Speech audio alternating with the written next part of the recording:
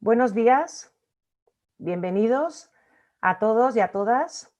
Queremos agradecer la asistencia y la participación de muchas personas en este foro que UNICEF hemos preparado, con intención de escuchar varias voces, de las entidades sociales, de escuchar voces de los representantes políticos y de presentar un informe que UNICEF España ha realizado con KSNet para entender el impacto que la crisis COVID-19 está teniendo sobre los niños y niñas en España, especialmente los niños y niñas más vulnerables. Este espacio no es un debate, como digo, es un espacio para compartir y escuchar voces.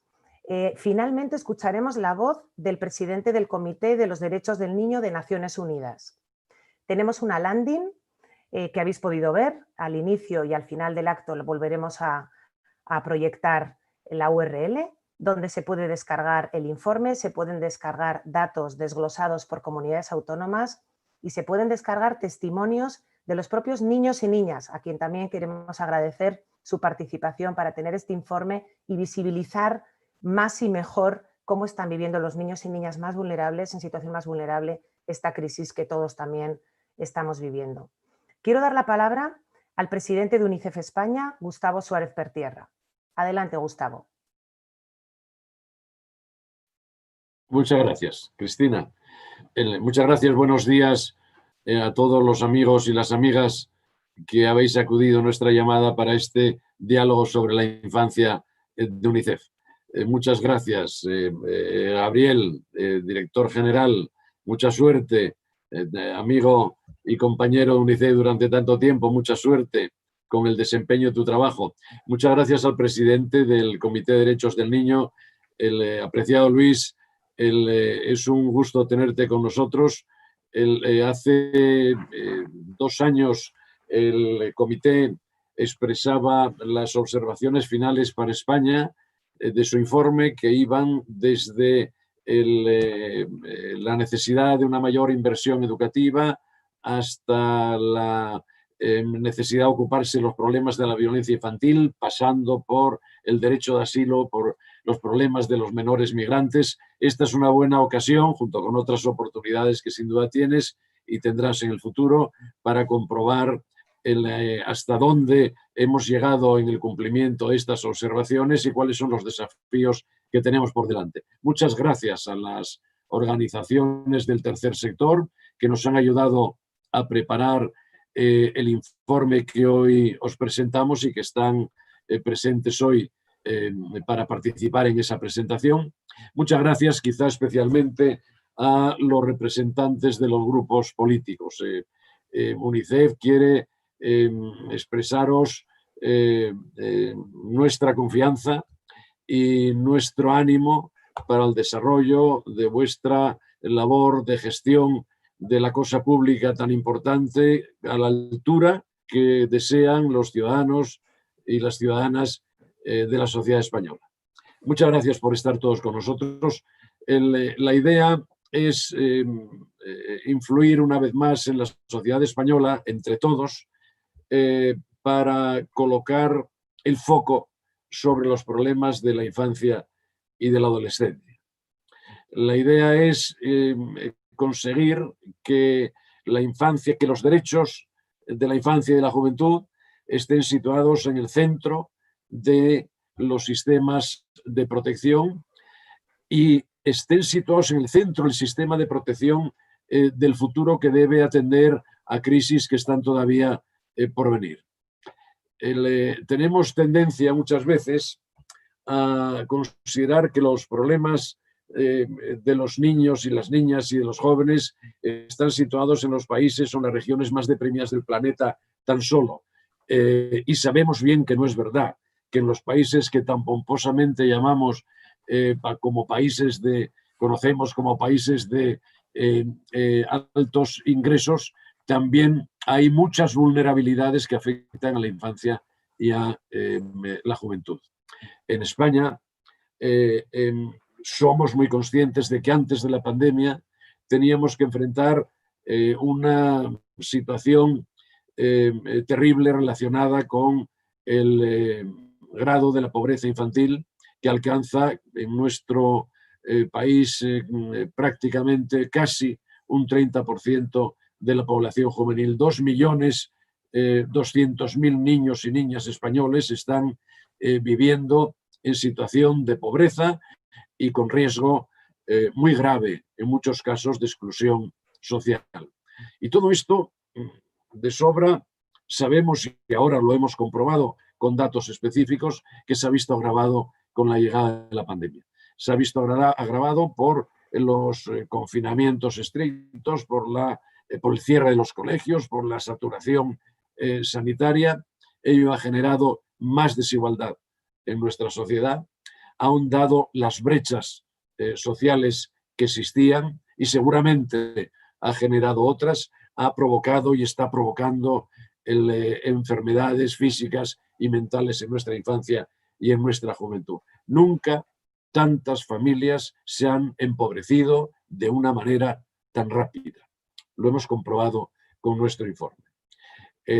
Las administraciones públicas, las organizaciones del tercer sector, la sociedad en general, hemos salido al paso de esta circunstancia, pero los esfuerzos no son suficientes.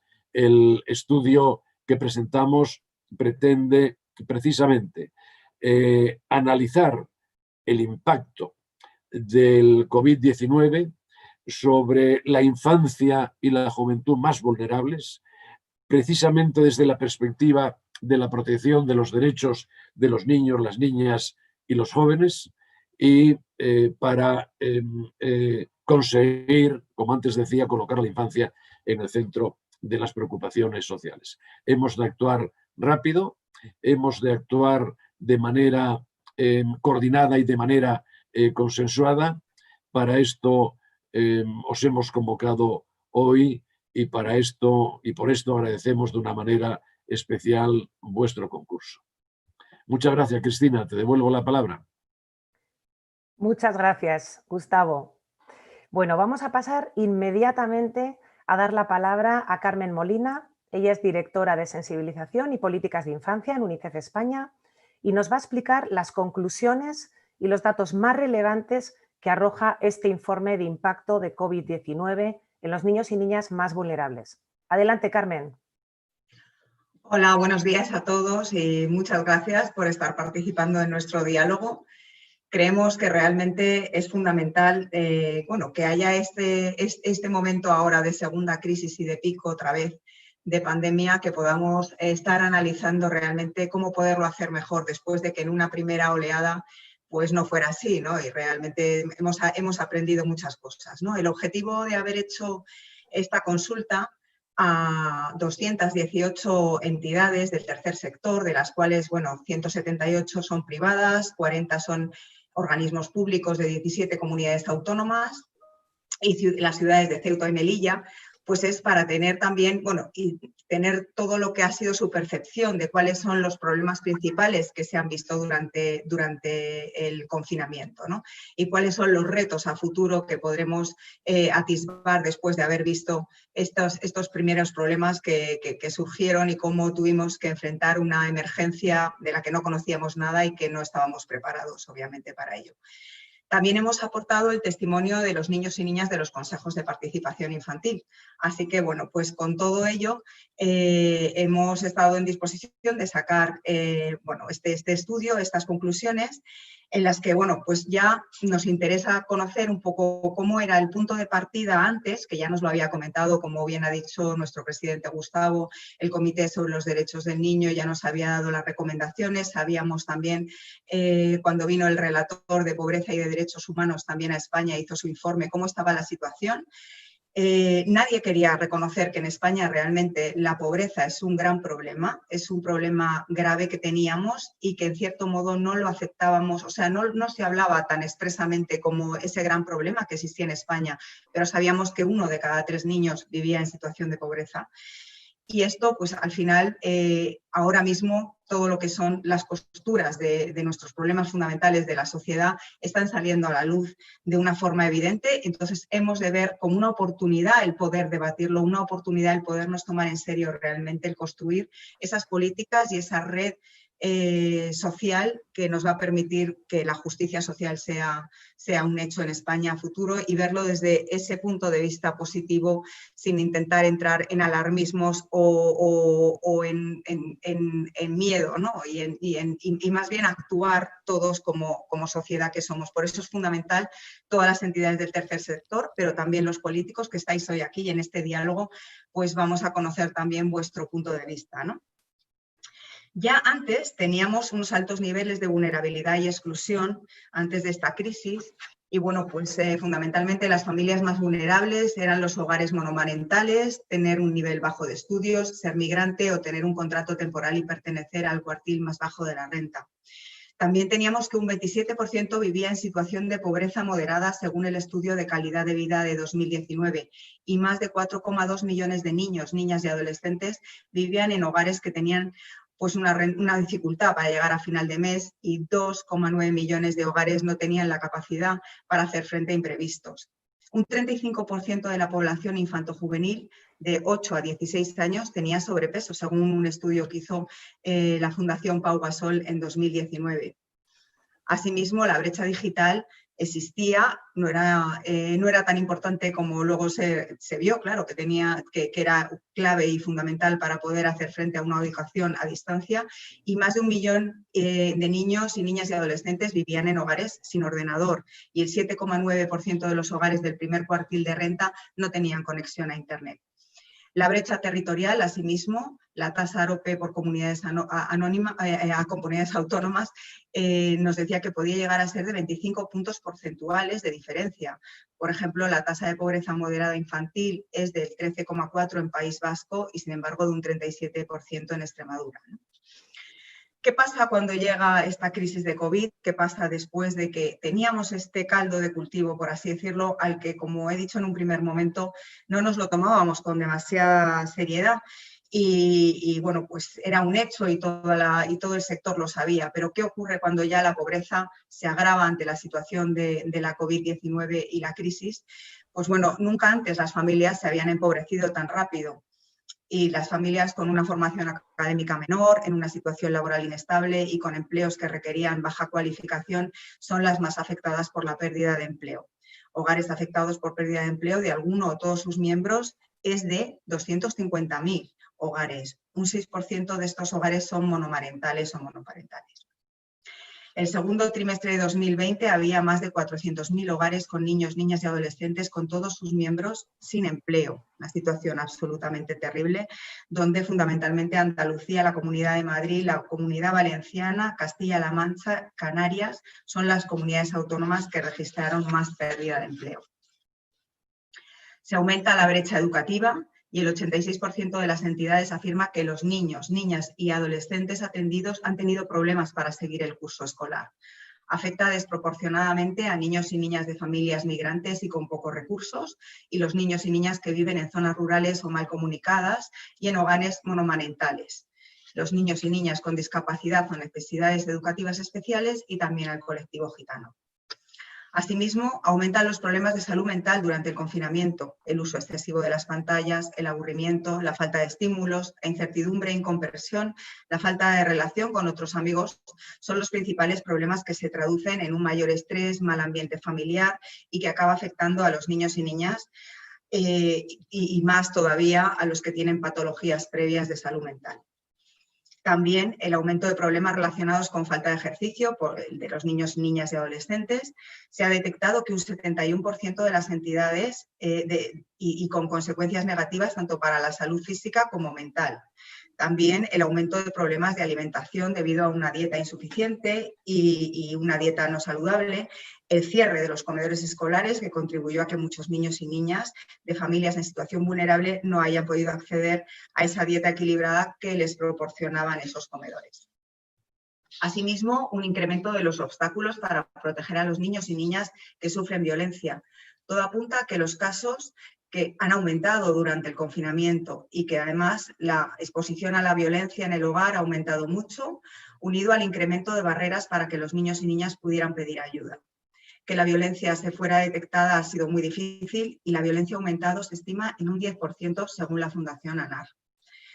Por último, el empeoramiento de las condiciones de vida en los centros de protección, la falta de contacto con las personas del entorno, la incertidumbre generada por su situación personal, unido con las carencias materiales o de infraestructura, ha aumentado la vulnerabilidad de los niños y niñas migrantes no acompañados, que son todavía pues, mucho más vulnerables. La interrupción de las relaciones sociales de los jóvenes con el exterior, la inseguridad jurídica, el aislamiento, han perjudicado psicológicamente y han aumentado su exclusión. Partimos de que ya antes de la pandemia muchos centros se encontraban saturados y en condiciones difíciles para garantizar el bienestar de estos niños. Por último, ¿cuáles son las recomendaciones que después de haber sabido y de estas percepciones que nosotros teníamos, pero que se han puesto, que se han puesto en común y en la que todos hemos coincidido con estas entidades con las que hemos hecho este estudio del tercer sector?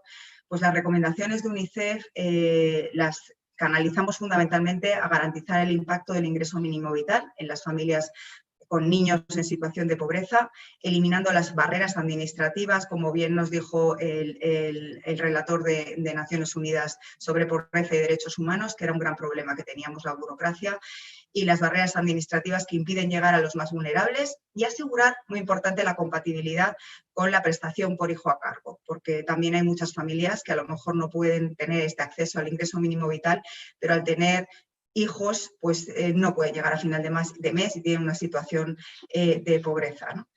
Apoyo a la implementación de la Garantía Infantil Europea, en la que UNICEF está llevando a cabo un estudio para la Unión Europea en 8 países europeos para ver cómo reducir la pobreza infantil a través de la provisión de servicios y oportunidades para los colectivos más vulnerables. Y por último, pues incrementar también un poco el pacto. Bueno, nosotros querríamos que hubiera un pacto de Estado social y político por la educación y que también se desarrollen plataformas digitales para movilizar los recursos humanos y económicos necesarios para que sea posible garantizar una educación en condiciones. El pacto de Estado nos parece fundamental, un pacto de Estado por la educación, en el que se ha intentado hacer en estos últimos años sin lograrlo, que ha sido una petición de todos los actores que tienen algo que decir en el mundo de la educación, pero al final la educación siempre se ha llevado más al ámbito político y no se ha conseguido tener ese pacto que dé una estabilidad en el tiempo y que nos garantice una inversión suficiente en educación. Por último, que se implemente el modelo de atención integral para niños, niñas migrantes no acompañados, que se fortalezcan las capacidades del sistema de protección, que se aumenten los recursos para hacer frente a las necesidades específicas y se mejore la coordinación con otros sistemas, que a la mayor brevedad se apruebe la Ley de Protección para la Infancia frente a la violencia, que se establezca un registro único de casos en el que se recogen y analicen estas situaciones y se garantice la implementación de protocolos y formaciones a los colectivos profesionales, y que se adopte una estrategia nacional de salud mental con un capítulo específico para infancia y adolescencia en entornos vulnerables, en particular para niños y niñas con discapacidad, y fortalecer los servicios del Sistema Nacional de Salud, incluyendo la adopción de planes de contingencia para afrontar las situaciones de emergencia. Por último, y para terminar, hoy estaba leyendo un artículo en el New York Times sobre, pues lo que decía era que mientras, muchos niños están intentando volver a la escuela, en la mayoría de los países menos desarrollados están yendo a trabajar. Y cómo no podemos olvidar, aunque no estamos analizándolo aquí, la importancia de la cooperación al desarrollo, de seguir aportando a los países más pobres. Como decía Pepe Mújica, expresidente de Uruguay, si seremos capaces de reconducirnos más como especie que como clase o como país.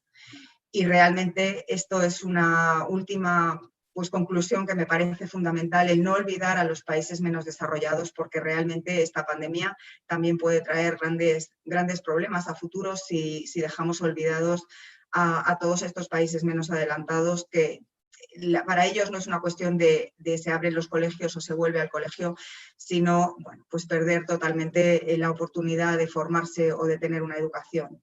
Entonces, pues nada, con esto terminaría. y bueno, pues, espero que vaya muy bien el diálogo. Muchas gracias, Carmen.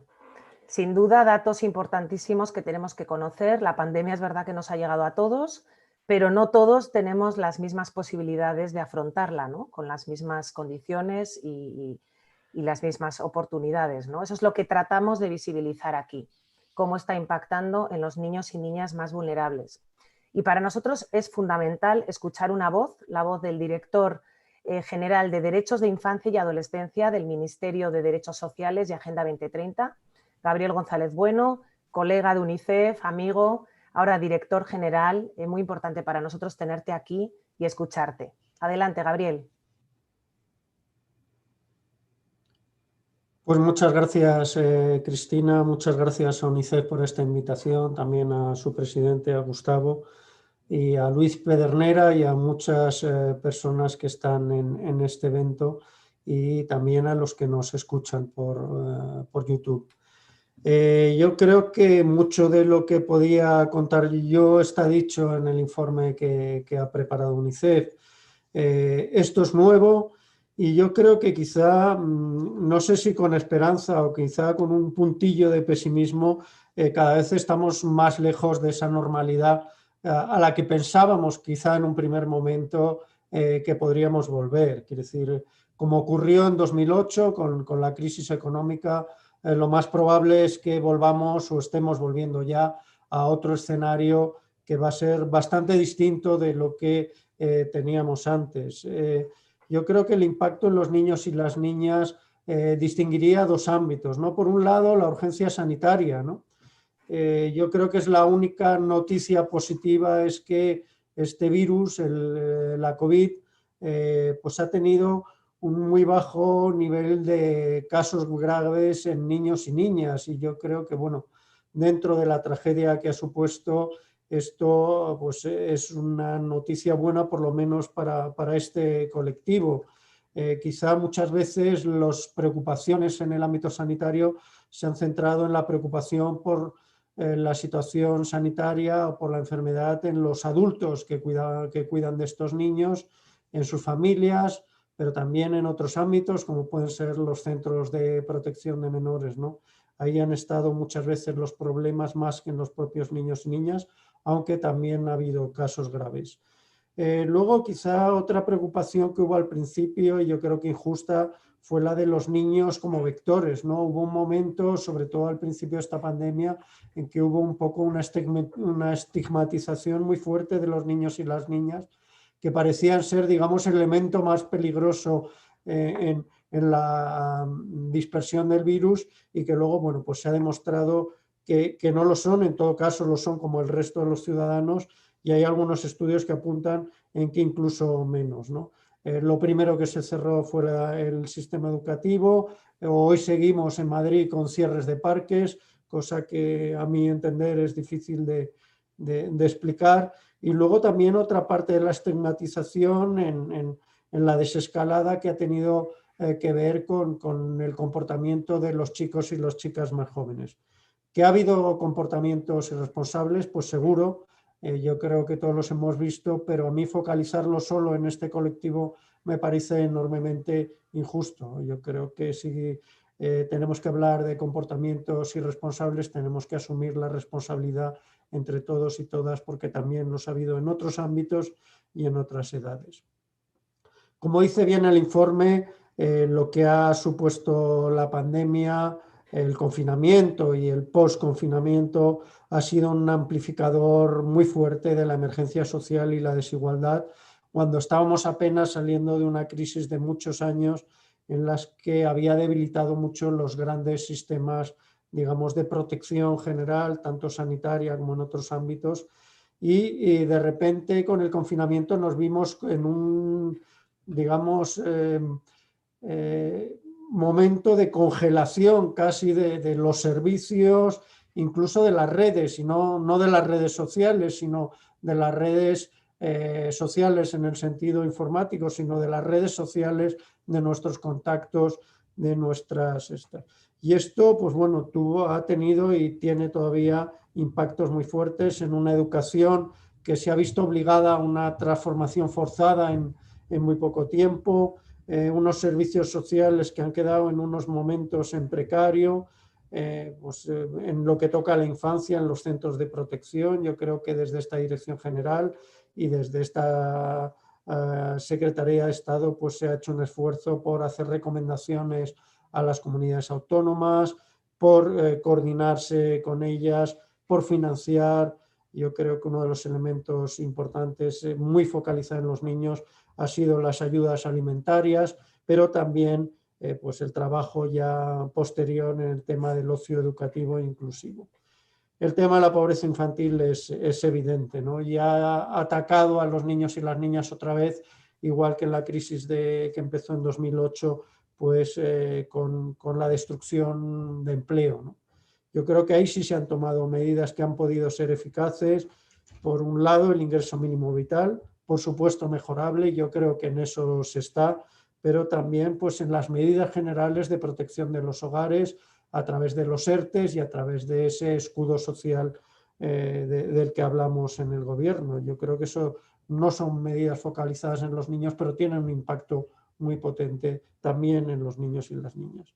El tema de la brecha educativa, que ya existía, pero yo creo que ahora ha revelado también uno de los aspectos quizá que era menos visible, que es esa brecha digital, cuando los niños y las niñas la única manera de acceder era a través de los elementos digitales, y ahí yo creo que habría mucho que hablar, ¿no? Es una brecha de acceso a Internet, es una brecha de dispositivos, pero es una brecha también de las capacidades de determinadas familias y determinados niños y niñas por hacer un uso educativo de Internet. Yo creo que los móviles están prácticamente extendidos a todos los niños y las niñas, pero la manera de hacer ese uso es quizá lo que no estaba previsto, ¿no?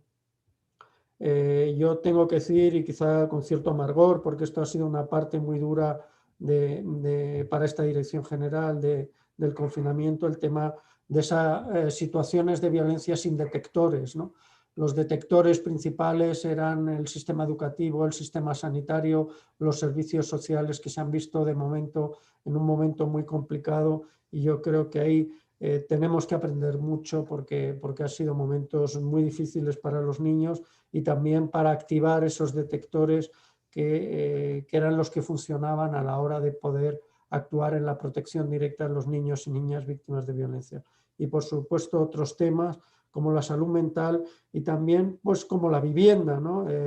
Esas viviendas en las que los padres tenían que trabajar, los niños tenían que estudiar, muchas veces viviendas precarias, viviendas pequeñas, en los que la convivencia familiar pues se ha hecho cada vez más compleja.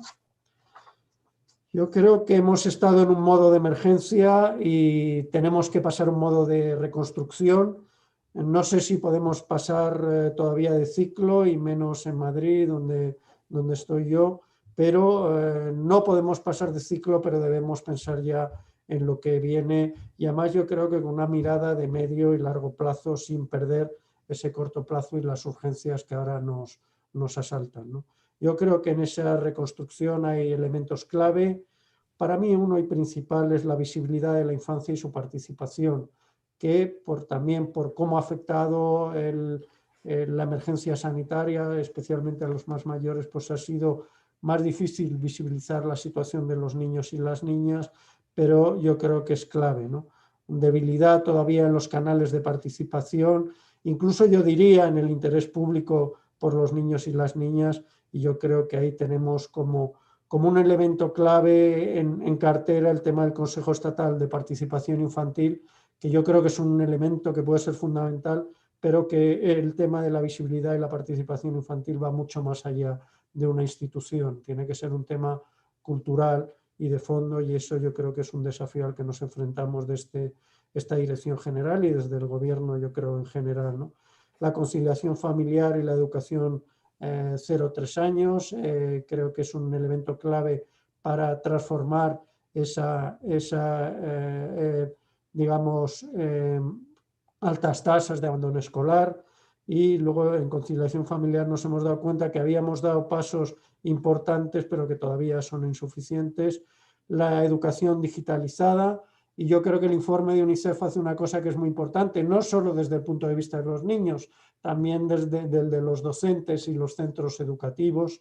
La prevención y la protección ante la violencia yo creo que está en cartera y todos los diputados que están aquí presentes lo saben, es la Ley de Protección Integral de la Infancia, que además necesita no solo de ser aprobada, sino de tener unos desarrollos muy importantes que van a ser claves para que lo que es una ley se convierta en algo efectivo para los niños. La vulnerabilidad multidimensional, desde la económica, la necesidad, yo creo, de mejorar el ingreso mínimo vital y ver cómo encaja con otras ayudas sociales, pero también a la emocional y a la social, ¿no? Y yo creo que ahí también es clave, como dice el informe, el refuerzo del sistema de protección y especialmente por los niños migrantes no acompañados. Y yo creo que un elemento también importante y difícil de abordar, pero que en la parte de infancia allí estaremos, es el tema de la segregación territorial, la segregación en los barrios y para mí una cosa que ya me interesaba mucho cuando estaba en UNICEF, que es la segregación entre la ciudad y el campo, entre las distintas maneras de vivir la infancia en los pueblos y sobre todo en los pueblos pequeños. Y yo creo que esta reconstrucción también hay que abordarla desde elementos clave que son, digamos, transversales. Uno muy importante y que se ha visto fundamental es la cooperación entre administraciones y, por supuesto, también con las organizaciones sociales. El tema de los recursos, yo creo que ahí hay oportunidades que no deben perderse para la infancia, con la financiación europea, con la garantía de infancia, que yo todavía la veo como un elemento, digamos, demasiado asistencial, a ver si podemos conseguir que se transforme en un enfoque más amplio de derechos, pero no deja de ser un paso importante.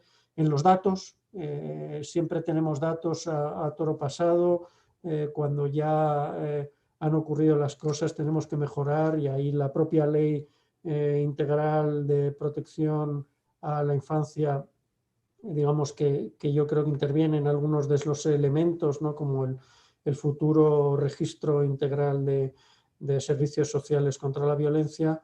Y también, y yo creo que es el momento de plantearlo, de cara a 2021, tenemos que ver entre todos una estrategia nacional de derechos de infancia que necesariamente estará condicionada por la COVID, pero que tiene que tener una mirada también muy amplia de todos los problemas que aquejan a los niños y las niñas.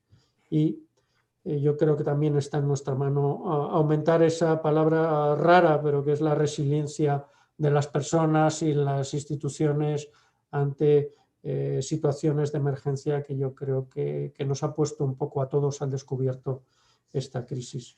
Como me he alargado un poco, solo para finalizar, también pues bueno, con escenarios que no tienen tanto que ver con ese corto plazo y tienen que ver con ese medio plazo, pero yo creo que son fundamentales para los niños y las niñas en un escenario de medio y largo plazo que también resulta inquietante para los derechos de las niñas. Yo creo que los temas medioambientales son un elemento clave al que no podemos dejar de mirar.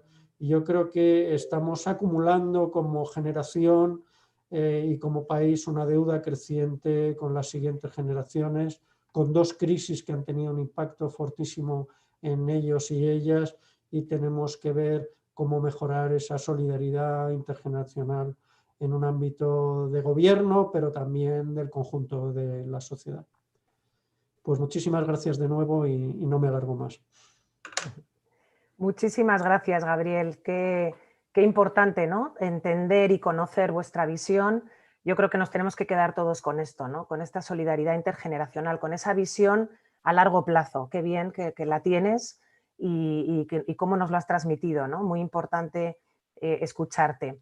Y ahora vamos a pasar a dar voz a entidades sociales que han preparado una serie de cuestiones, unas preguntas que vamos a hacer a portavoces de la Comisión de Infancia y Adolescencia. Tenemos con nosotros diputados y diputadas de 6 grupos parlamentarios y van a ir respondiendo, les vamos a ir dando la palabra a cada uno para responder.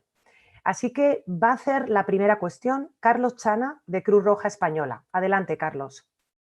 Hola, buenos días a todas y a todos. En primer lugar, dar las gracias a UNICEF por la invitación que nos ha hecho a nuestra organización a participar en el estudio y poder dar testimonio, pues, de la acción de Cruz Roja a lo largo de esta pandemia, con una atención casi de 2,5 millones de personas a través del plan Cruz Roja Responde. Nos parece que es fundamental el que existan estos análisis que partan también del conocimiento de las organizaciones que están afrontando también de forma directa las consecuencias de esta crisis sanitaria, pero también social y económica. Ha quedado de manifiesto ya los datos respecto a la situación de pobreza de nuestro país previa a la pandemia, cifras elevadísimas como un problema no coyuntural sino estructural. 3 de cada 4 niños llevaban viviendo en situación de pobreza varios años. No es un tema que sea reactivo frente a esta situación. Por eso nos parece fundamental que en este diálogo podamos abordar tanto el afrontamiento de la pandemia como ese plan de reconstrucción, porque si en algo estamos viendo, si la pandemia pensábamos que iba a ser un lugar de consenso y de encuentro, pues estamos viendo que se está siendo fundamentalmente fuente de conflicto social, ¿no? Y esto tiene que ver con las desigualdades de clase, de género, de edad, tiene que ver con el reparto injusto de los recursos, incluso cierta institucionalización de los privilegios. Por eso es necesario que los grupos parlamentarios puedan aportarnos su visión respecto al afrontamiento y cómo la pobreza se puede hacer frente, ¿no?, en este contexto y a medio plazo. Entonces, sin más, lanzaría la pregunta a los parlamentarios de cómo afrontar las consecuencias de la pobreza infantil que ya existía en nuestro país y que se ha visto intensificada en el contexto de la COVID-19 y cómo podemos avanzar en la reducción de la pobreza infantil en España. Muchas gracias. Muchas gracias, Carlos. Y cómo no, teníamos que tener una cuestión de pobreza infantil. Y seguidamente le voy a pedir a José Antonio Plantón, de la Fundación Secretariado Gitano, que también, por favor, lance la pregunta desde esta entidad. Adelante, José Antonio. Buenos días. Desde Fundación Secretariado Gitano queríamos agradecer a UNICEF la oportunidad de poder, por la invitación y de poder participar en este espacio tan importante, sobre todo para la infancia de los colectivos más vulnerables. Como se ha venido mostrando en el informe, la actual crisis generada por las COVID-19 ha venido a agravar la desigualdad educativa del alumnado en situación de desventaja, donde la necesidad de intensificar el apoyo y el refuerzo escolar y de combatir la brecha digital se ha evidenciado. Y nuestra pregunta es, ¿cómo se van a concretar estas necesidades de inversión en los próximos presupuestos generales del Estado y en el reparto de fondos de reconstrucción europeo? Muchísimas gracias. Muchas gracias, Josan. Ahora van a ir interviniendo los portavoces, los representantes políticos. Les hemos pedido concreción para realmente responder a estas dos cuestiones, que es lo que queremos escuchar. ¿Cuál es su visión? ¿Cómo afrontan? ¿Cuáles son sus propuestas para afrontar estas cuestiones que nos plantean las entidades sociales? Agradeceros muchísimo a diputados y diputadas, que sabemos que tenéis un día tremendo de comisiones y una agenda muy desbordante en el Congreso. En primer lugar va a intervenir Pau Mariclose, del Grupo Parlamentario Socialista. Adelante, Pau. Muchas gracias. Es un placer estar aquí, fundamentalmente con amigos.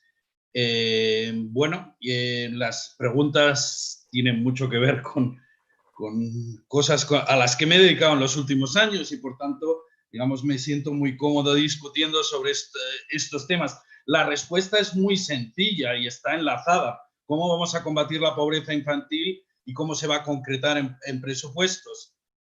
Pues básicamente se tiene que concretar y los presupuestos siempre son un desideratum, antes de que se cierren siempre son un desideratum, porque además alguna vez he escrito que la infancia siempre es el eslabón débil que desaparece en el último momento en los presupuestos. Por lo tanto, yo voy a expresar lo que me gustaría que fueran los presupuestos y creo que no hay duda al respecto. Los presupuestos tienen que avanzar en la inversión en infancia, en particular en la infancia más vulnerable. Y tienen que avanzar a través del ingreso mínimo vital, tienen que avanzar a través de programas de acompañamiento escolar, a través de becas, a través de un reforzamiento de la protección a menores migrantes no acompañados, digamos, a dotarnos de un verdadero sistema de centros de protección que hacen bien su labor y que además acompañan a los niños más allá, digamos, de la etapa infantil. Es decir, los extutelados son una asignatura pendiente. Y cuando me refiero a estos capítulos, me refiero a capítulos que tienen un carácter estructural. Es decir, los problemas que se están describiendo no son problemas nuevos. Los problemas han estado allí y ha faltado muchas veces determinación o voluntad política para trasladarlos a los presupuestos. O sea, nos hemos quedado en simples declaraciones, ¿no? Y cuando los hemos trasladado a los presupuestos, a veces esos presupuestos no se han aprobado.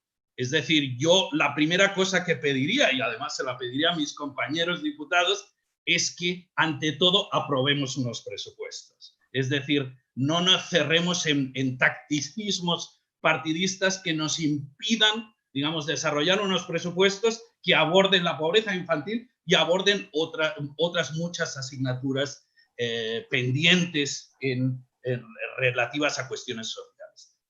En segundo lugar, necesitamos unos presupuestos que, aún abordando problemas estructurales, tengan en cuenta necesidades específicas surgidas durante la crisis y surgidas fundamentalmente en los sectores que la sufren más, que son los sectores más vulnerables, como la anterior crisis. Es decir, nosotros tenemos una asignatura pendiente en un estado de bienestar, en políticas de bienestar que protejan a los más vulnerables. Y se ha visto en esta crisis. Necesitamos recursos para adaptar las escuelas al COVID, necesitamos recursos para capacitar a los profesores, necesitamos recursos para cerrar la brecha digital, necesitamos recursos para atender a los malestares que están originando fenómenos de confinamiento o de cierre de parques, medidas que afectan fundamentalmente a la infancia. Necesitamos extender los comedores escolares, necesitamos invertir en ocio educativo, en los periodos extraescolares, necesitamos inversión en el plan beca, en planes de verano para realizar compensaciones a aquellos alumnos más desfavorecidos durante las etapas en que no pueden asistir a los colegios. Es decir, necesitamos inversión específica en infancia. Y en tercer lugar, necesitamos presupuestos de carácter social. Más allá de las inversiones en infancia, necesitamos presupuestos que luchen contra la desigualdad, que alivien determinadas cargas que tienen los hogares, con independencia de que haya niños o no haya niños, cargas que tienen que ver con el coste de la vivienda, con el coste de determinadas, de la electricidad, del transporte, de muchas cargas importantes que padecen las familias en situación de más vulnerabilidad. Necesitamos políticas de lucha contra la desigualdad que aseguren el derecho a la vivienda, políticas que eviten los desahucios ante una situación de crisis como la que se avecina. Necesitamos políticas de escudo social, necesitamos políticas de lucha contra la precariedad laboral. Es decir, no podemos contentarnos exclusivamente con políticas de inversión en infancia, que son absolutamente importantes, ¿vale? Y que en esta situación específica, coyuntural, son fundamentales, pero necesitamos una sensibilidad social que vaya más allá del ámbito estrictamente de la infancia. Muchísimas gracias, Pau. Gracias también por cumplir con los tiempos, que nos hemos puesto muy estrictos con esto. Seguidamente le vamos a dar la palabra a Mariola Redondo, y es portavoz del Grupo Parlamentario Popular en la Comisión de Infancia y Adolescencia. Adelante, Mariola. Muchas gracias, Cristina. Intentaré acatarlo del tiempo. Que la pobreza infantil es un problema en España, solamente con mirar los casi 2,5 millones de niños y niñas que tenemos, pues creo que lo evidencia, ¿no? Además, ya se ha comentado, ¿no?, por parte de algunos de los que me han antecedido en el uso de la palabra, ¿no?, que es un problema estructural, porque hemos podido ver cómo cuando ha habido bonanza económica se ha mantenido, y con la crisis pues se ha agravado, ¿no? aunque en honor a la justicia, cuando ha gobernado el Partido Popular, las tasas en esta materia se han reducido, ¿no? Que no quita que haya que seguir trabajando y mucho por su eliminación, ¿no? Que España sea el segundo país de la Unión Europea con la tasa más alta de pobreza infantil es un mal dato, pero que el 80% de esos niños a los que me he referido antes estén abocados a vivir en la pobreza en el futuro es completamente inaceptable y está íntimamente relacionado con el hecho de ser el país pues, que menos invierte en la protección social a la infancia, ¿no? Para nosotros la solución pasa por la promoción y el apoyo a la familia como el principal espacio de protección de la infancia. Desde la Declaración Universal de los Derechos Humanos de la ONU en 1948 se ha entendido que el niño debía crecer en su entorno natural, que no es otro que el de la familia. Y cuando hemos gobernado, nuestros esfuerzos han ido dirigidos a eso, ¿no? La familia es, yo creo que la institución que más flexible y la que más cambios ha tenido a lo largo de su historia, ¿no? Y se ha modificado incluso su composición en su propio ciclo vital. Pero esta diversidad de familias, estas transformaciones que ha tenido, no deberían en ningún caso pues, ser un impedimento para que puedan desempeñar esas funciones que tienen pues, sociales y económicas y que difícilmente iban a poder ser llevadas de la misma forma por cualquier agente social. Para la mayoría de los españoles, la familia es la institución más importante, delante del dinero, del trabajo y de los amigos, ¿no? Parece evidente, por lo tanto, que proteger a la familia pues, sea la mejor forma de proteger a los niños y proporcionarles pues, un mayor bienestar presente, pero sobre todo futuro. Nosotros creemos que, por un lado, hay que seguir poniendo en marcha acciones dirigidas a ello, como por ejemplo con el segundo plan integral de apoyo a la familia que pusimos en marcha, como digo, con más de 225 medidas que iban dirigidas a las familias numerosas, monoparentales, pero sobre todo a personas y a familias en situación de vulnerabilidad. Y también habría que reforzar las estrategias para facilitar el acceso de estas medidas a las familias. Por otro lado, que se habla tanto en cuanto a la prestación por hijo a cargo, nosotros protegemos a las familias a través de 3 grandes ejes, ¿no? Que son bajando los impuestos, reforzando la protección de la familia en situación de mayor vulnerabilidad y, por supuesto, con la creación de empleo. Por eso nos parece crucial que las solicitudes del ingreso mínimo vital se resuelvan lo antes posible, puesto que sus beneficiarios son menores que en muchísimos casos pues no pueden estar más tiempo sin esta prestación porque en muchas ocasiones pues, es imprescindible para su subsistencia, ¿no? También la conciliación de la vida profesional con la persona es una de las preocupaciones más importantes para las familias de hoy en día. Y esto no evidencia que no es un problema ni femenino ni privado, sino que es una cuestión de Estado que nos afecta a todos como sociedad. En este tiempo que hemos vivido de confinamiento hemos visto precisamente que queda mucho por hacer en este ámbito. Por eso animamos al Gobierno central a que implante medidas más eficaces al respecto. Por último, no puedo dejar de mencionar que el desempleo de los progenitores es uno de los principales riesgos de vulnerabilidad social añadida para los menores. La destrucción de empleo que se está produciendo actualmente pues, va a llevar aparejado, desgraciadamente, el aumento del riesgo de pobreza y la exclusión social. Para salir de esta situación hay que crear las condiciones de estabilidad económica y presupuestaria que permitan a nuestro país seguir creciendo y, como no puede ser de otra manera, generar oportunidades laborales. Por eso entendemos que sería un gravísimo error que se derogara la reforma laboral de 2012. Con respecto a la segunda pregunta de intensificar el apoyo de refuerzo escolar y combatir la brecha digital y cómo se van a concretar, desconozco cómo se van a concretar, pero sí que podemos poner sobre la mesa algunas pinceladas, como por ejemplo la reducción temporal de los ratios, porque evidentemente habría que establecer un sistema de financiación que permita a las comunidades autónomas financiar el coste de reducir el tamaño de sus ratios, ¿no? O programas de refuerzo educativo que pues, tendrán que ser claves para intentar recuperar todo lo que se ha perdido como consecuencia de la interrupción de las clases.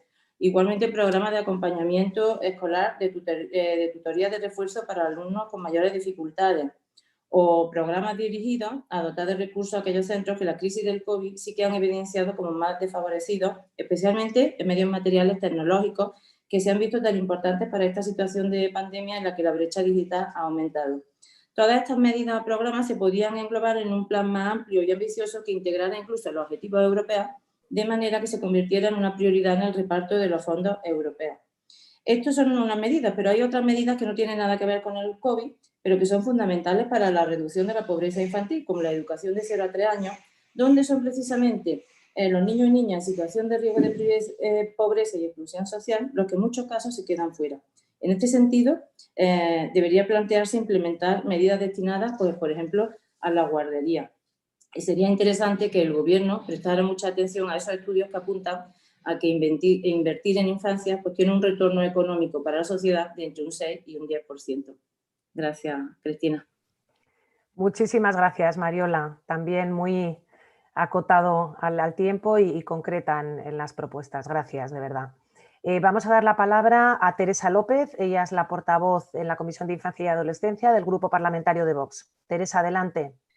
Hola, buenos días. Muchas gracias, Cristina, y gracias a UNICEF por invitarme a este diálogo. Respecto a la primera pregunta, y siendo lo más breve posible, pues en Vox pensamos que es imprescindible la elaboración de un plan de incremento del gasto en políticas de protección familiar que conlleve, entre otras medidas, pues mejorar las prestaciones actuales por hijo y que se incrementen en función del número de hijos en la familia. También mejorar las ayudas directas a las familias que permitan aliviar esos gastos que tienen que afrontar con hijos en aspectos como guarderías, libros, comedores escolares, cuidadores, ayuda a domicilio y también descuentos en servicios públicos como el transporte. Por eso, en Vox siempre hemos apostado por la creación de un Ministerio de la Familia para de esa forma, a través de un departamento de gobierno, apoyar decididamente a las familias. Creemos que es imprescindible un apoyo decidido, sobre todo a las familias numerosas, imprescindible también la creación de cheques servicios que subvencionen parte de las necesidades familiares como son los libros escolares o el transporte público, como ya he dicho. Y además en Vox proponemos la creación y la dotación anual en los presupuestos generales del Estado de una prestación universal por hijo a cargo para las familias españolas con un mínimo, por ejemplo, un mínimo de 100 euros al mes, una prestación que sería creciente a partir del segundo o el tercer hijo y que se actualizara anualmente. Y respecto a la segunda pregunta sobre la brecha digital que afecta a una parte muy importante de familias de entornos rurales o vulnerables y que carecen de recursos tecnológicos y económicos para acceder a las sesiones online, dada la situación actual y la alta necesidad en estos momentos en todos los centros educativos, consideramos que se deberían poner todos los medios para eliminar la brecha digital lo antes posible y lograr incrementar una respuesta adaptada mediante la tecnología y los sistemas de aprendizaje a distancia. Por eso en Vox apostamos por que se haga un esfuerzo en la coordinación con las administraciones educativas para eliminar la brecha digital y creemos que se debería elaborar un listado nacional urgente de todos los centros donde alumnos y profesores no dispongan de acceso a la red o a dispositivos digitales óptimos que favorezcan pues, ese trabajo y esa enseñanza no presencial. También ofrecer en aquellas zonas donde su localización no sea posible el acceso a redes convencionales, pues una alternativa que permita esa conexión inalámbrica y, por supuesto, entregar dispositivos digitales a los alumnos en aquellos centros que ya han señalado que les afecta de una manera importante la brecha digital. También se podría bonificar a las empresas privadas de fibra óptica y de equipos informáticos para que oferten tarifas accesibles a los niños, a los escolares y a los profesores. Compartimos con UNICEF que efectivamente la brecha digital no solamente se observa entre familias con más y menos recursos, sino también entre distintos territorios, ya que las diferencias entre comunidades autónomas o entre zonas urbanas y rurales son también una fuente de desigualdad de oportunidades. Por eso nosotros siempre apostamos por que se vuelva a centralizar las competencias en esta materia, lo que eliminaría la desigualdad entre niños de uno u otro territorio. Muchísimas gracias, Teresa. Vamos a dar la palabra ahora a Lucía Muñoz. Ella es portavoz del Grupo Parlamentario Unidas Podemos en la Comisión de Infancia y Adolescencia. Lucía, adelante.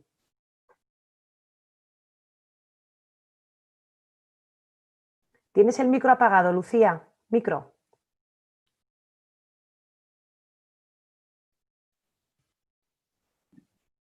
¿Ahora? Ahora perfecto, gracias. Disculpadme. Bueno, muchas gracias, Cristina, y muchas gracias a UNICEF por organizar este evento. Yo creo que cuando analizamos la pobreza, leyendo este informe y cuando analicemos la pobreza según los distintos modelos de familia, se ve inmediatamente cuál es la causa principal o una de las principales causas de la pobreza infantil. Y es que son las familias monoparentales, que representan un 10% de todas las familias, el grupo más importante de las familias pobres y por lo tanto los grupos que forman parte de los colectivos vulnerables y que tienen más difícil hacer frente a una situación imprevista como la que estamos viviendo, ¿no?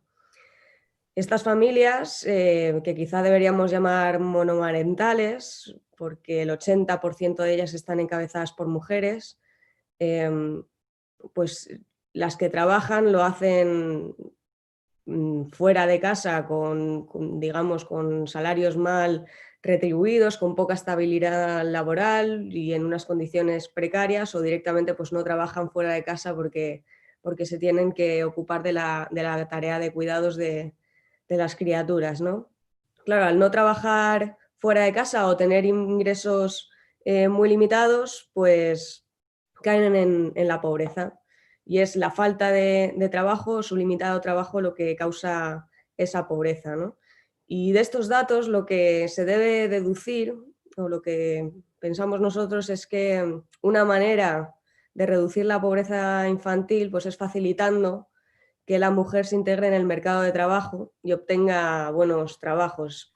En otras palabras, y por resumir, la elevada pobreza infantil está causada en gran parte por la baja tasa de ocupación de la mujer en España y por lo tanto urge crear ocupación entre las mujeres de las clases populares. También el hecho de que España tenga una tasa de riesgo de pobreza entre trabajadores de casi el doble que existe en Suecia, por ejemplo, ¿no? Pues es otra de las mayores causas de la pobreza infantil. Dado que el nivel salarial en España es muy, muy bajo, pues medidas como el aumento del salario mínimo interprofesional pues son de una enorme importancia. Por otro lado, si miramos las causas políticas de la pobreza, pues en España tenemos un poder sindical muy reducido, ¿no? Solo el 13% de la fuerza laboral está sindicalizada, y mientras que en Suecia, por ejemplo, pues está en un 67%, ¿no? De ahí la necesidad de revertir y anular las reformas laborales que fueron esenciales para debilitar el poder de los sindicatos, y lo que ha resultado pues en un aumento de la precariedad y el desempleo. Así que para disminuir, digamos, la pobreza, pues haría falta, digamos, fortalecer los canales institucionales, sindicales, que permiten, digamos, empoderar a la mujer trabajadora. En este contexto, pues lo que consideramos que es absolutamente necesario y urgente pues es expandir lo que el economista Vicens Navarro llama el cuarto pilar del estado del bienestar, ¿no? El primero sería la sanidad, el segundo la educación, el tercero la jubilación, las pensiones, y en el cuarto estamos hablando del servicio de ayuda a las familias. Reforzar este cuarto pilar del estado del bienestar sería también fundamental para corregir la pobreza infantil y la pobreza en general, así como también para reducir las desigualdades de renta y de género y de clase. Y este pilar está muy poco desarrollado en España. Si siguiéramos una estrategia de expandir el estado de bienestar, se podrían crear cientos de miles de puestos de trabajo, se facilitaría la integración de millones de mujeres en el trabajo laboral, y eso permitiría pues, reducir la economía sumergida, se generarían nuevos impuestos y aportaciones a la seguridad social debido al aumento del empleo. Y ya, bueno, para acabar, simplemente decir que bueno, este cuarto pilar del estado de bienestar pues es también esencial para garantizar una igualdad de oportunidades para las criaturas de las familias trabajadoras que tienen pocos recursos, que son las que tienen menos acceso a las escuelas de infancia, ¿no? Y eso crea pues, un déficit educativo que los marca para el resto de su vida, poniéndolos pues, en una situación de desventaja con respecto a aquellas que sí que han podido acudir a las escuelas de infancia. Respecto a los presupuestos, muy brevemente, que creo que todavía es pronto y para saberlo, porque estamos, digamos, en la primera fase de las negociaciones. No obstante, pues tengo los mismos deseos que puede tener Pau-Marie Close del Partido Socialista, y creo que el hecho de que los dos grupos que apoyan al gobierno estén en la misma línea, pues me hace ser optimista en el sentido de que creo que sí que vamos a avanzar en la inversión a la infancia y que vamos a tener unos presupuestos generales del Estado de carácter social. Así que nada más y muchísimas gracias. Muchísimas gracias, Lucía. Finalmente, en esta primera ronda de cuestiones vamos a tener la intervención de Sergi Miquel. Él es portavoz del Grupo Parlamentario Plural en la Comisión de Infancia y Adolescencia. Adelante, Sergi.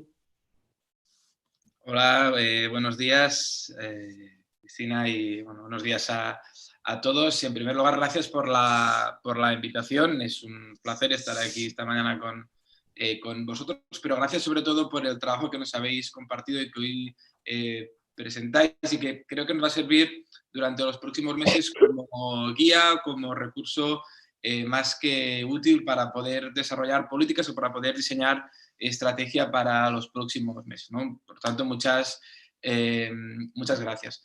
Del informe se puede sacar alguna conclusión rápida, y es que esta pandemia no convierte el colectivo de los niños y niñas de este país en principales víctimas desde un punto de vista sanitario, en lo que al virus se refiere, pero sí que los convierte en las principales víctimas desde un punto de vista de pobreza y de consecuencias indirectas de lo que va a ser esta crisis no sanitaria, sino en económica, a lo que se refiere, y social, pero evidentemente a la que se refiere, a la que nos referimos hoy, ¿no? Hay algunos datos que me parecen importantes y que quiero destacar porque creo que vale la pena ponerlos en valor, y es constatar que el código postal sigue pesando mucho más de lo que debería, con lo cual la pobreza no es igual en una ciudad que en un entorno rural, y eso es algo a lo que deberíamos abordar de forma integral todos los que hoy estamos aquí. Me refiero a los representantes políticos, ¿no? Como se nos ha pedido cierta concreción, he destacado 4 cosas que para nosotros son importantísimas y que tienen que ver con la estrategia o las estrategias que deberíamos seguir en los próximos meses desde nuestras responsabilidades para poder mejorar esa situación de vulnerabilidad de los niños y niñas del país. La primera tiene que ver con poner en marcha y ponerlo bien en marcha el ingreso mínimo vital. Es un proceso complejo, somos conscientes de ello. Podemos entender la complejidad que tiene, ¿no? Instalar en medio de una crisis planetaria y como la que estamos viviendo una medida como el ingreso mínimo vital, pero sí que creemos que, pues, gracias al consenso político, de hecho, que se ha generado alrededor de esa medida, no puede ser que ahora tengamos problemas como los que estamos teniendo, ¿no? Por lo cual, esa es la primera medida. La segunda medida, y esta es una medida que venimos reclamando desde hace mucho tiempo, porque creemos que es ciertamente eficiente, tiene que ver con la prestación por hijo a cargo, ¿no? Era una medida que pedíamos incluso antes del ingreso mínimo vital, que pedimos ahora que se haga compatible, ¿no? Lo incorporáis vosotros también en el informe como recomendación, que se haga compatible, ¿no? Las dos prestaciones, porque nos parece una medida más que eficiente para poder combatir y poder luchar contra la pobreza infantil. Una medida que a priori hoy se ha comentado también aquí, no necesita de recursos a priori, pero que sí que necesita de gran consenso, es una ley integral para poder luchar contra la pobreza infantil, que eso está en los deberes de todos los que estamos hoy aquí. Y la última, y no menos importante, tiene que ver con las escuelas. Yo creo que si algo hemos descubierto, si alguien no lo sabía, es que la escuela no es simplemente un lugar de aprendizaje, sino que también es un espacio donde socializar y donde poder corregir estas pequeñas injusticias que se generan entre niños debido a la pobreza estructural que tenemos en el país, ¿no? Hoy en la Comisión de Educación precisamente vamos a abordar desde un punto de vista educativo algunas de las cosas que hoy estamos discutiendo aquí. Os animo a seguirlo si os apetece, ¿no? Estos son los puntos en los que nosotros nos centramos y creemos que debemos centrarnos en los próximos meses o en las próximas en semanas. Os pido disculpas especialmente a las entidades del segundo bloque porque tengo que coger un AVE dentro de unos minutos y no me puedo quedar con vosotros, pero recuperaré, por supuesto, la jornada y la seguiré con mucha atención. De nuevo, Cristina y UNICEF, muchas gracias por la invitación. Ha sido un placer pasar estos ratos con vosotros. Muchas gracias. Muchísimas gracias, Sergi. De verdad que lo tenemos que decir, un agradecimiento infinito porque tienen una agenda que les desborda a estos diputados y diputadas y han hecho un gran esfuerzo por estar, o sea que mil gracias. Vamos a pasar a un segundo bloque, otras dos cuestiones muy críticas ahora mismo, grandes desafíos que tenemos en cuanto al ámbito de la protección, ámbito de migraciones, y vamos a invitar a otras dos entidades que han preparado unas cuestiones a hacer a los responsables políticos. En primer lugar, Nadia Garrido, de Aldeas Infantiles. Adelante, Nadia, con tu cuestión. Gracias, Cristina. Buenos días a todos y todas. Estamos muy contentos de ser parte de este estudio. Agradecemos mucho la invitación. Creemos que es un estudio muy importante en un momento que estamos viviendo de una crisis bastante grave, ¿no? Bueno, también queremos agradecer la oportunidad por haber abierto este espacio de diálogo entre sociedad civil y decisores de política pública. Creemos que es un momento de tender puentes y sobre todo en esos puentes entre sociedad civil y los decisores de políticas públicas que están aquí hoy presentes, de poner a los niños y niñas vulnerables en el centro. Así que muchas gracias por ello.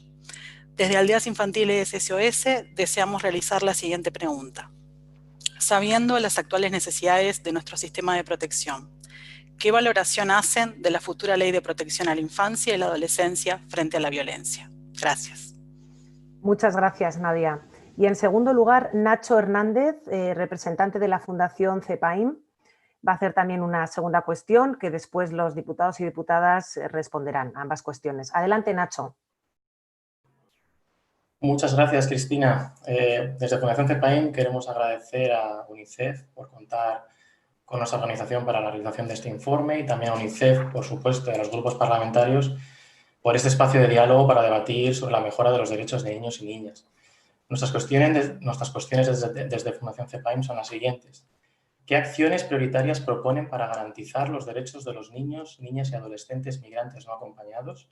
¿Son ustedes conscientes de que los menores tutelados, una vez que cumplen la mayoría de edad, quedan en situación de calle? ¿Tienen previstas propuestas para abordar esta realidad? Muchas gracias. Muchísimas gracias, Nacho. Tenemos de nuevo 5 representantes de grupos parlamentarios. Se va a incorporar ahora, y además le vamos a dar la palabra en primer lugar a Sara Jiménez. Ella es representante del Grupo Parlamentario Ciudadanos. Adelante, Sara. Gracias por estar con nosotros también.